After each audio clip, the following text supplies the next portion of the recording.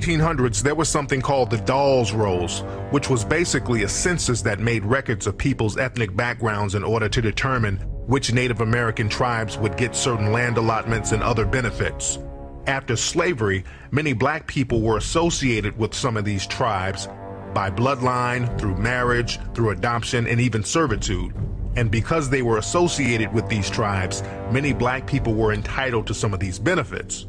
The government did not want blacks to get these benefits, so they created a separate freedmen's list specifically for black people. They also started to list any full-blooded Native American who had African features as black because they didn't want them getting those benefits either.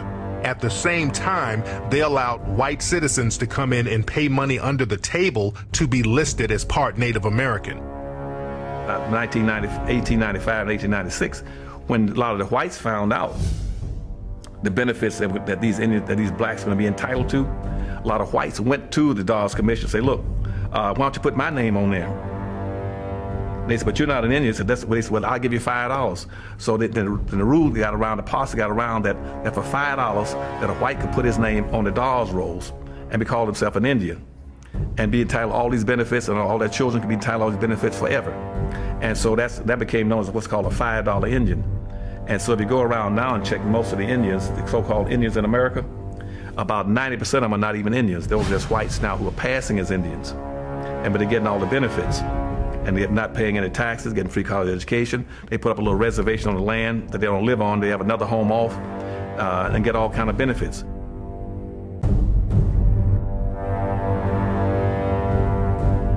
Iron Eyes Cody was another famous Native American person. He was in the media for years. In the 1970s, they utilized him for this pollution commercial. He was known as the Crying Indian. So he was a very well-known Native American in American culture. But the reality is, Iron Eyes Cody wasn't Native American at all. He was Sicilian. Both of his parents were from Sicily. So he didn't have one drop of Native American blood in him. He was another fake Indian. This video gonna be about Thanksgiving and why black people should never celebrate it. That's right. Thanksgiving was a celebration of the genocide of the Pequot Indians, melanated Indians just like me and you.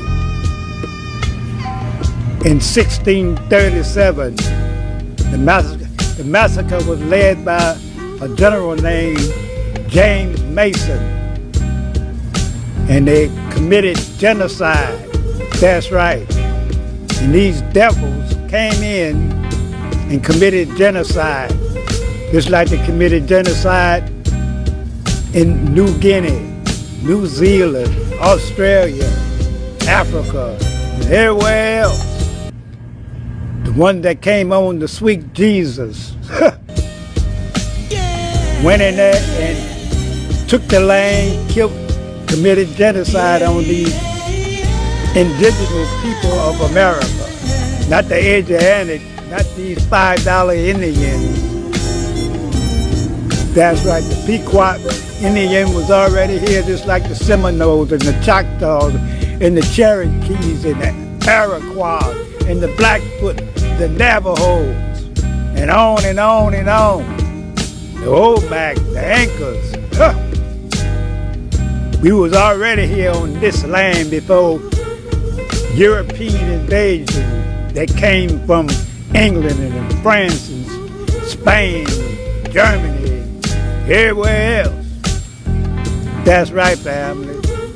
So I don't celebrate no Thanksgiving. And they got information about this, the Pequot Massacre of 1637. Just Google it up.